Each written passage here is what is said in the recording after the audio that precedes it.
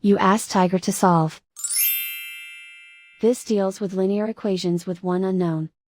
The final result is x equals 10. Let's solve it step by step. Group all constants on the right side of the equation. Subtract 3 from both sides. Simplify the arithmetic.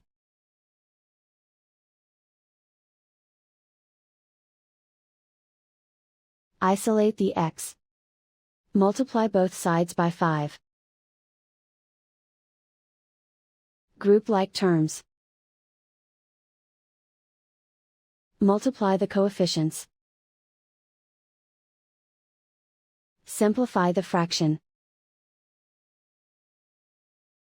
Simplify the arithmetic.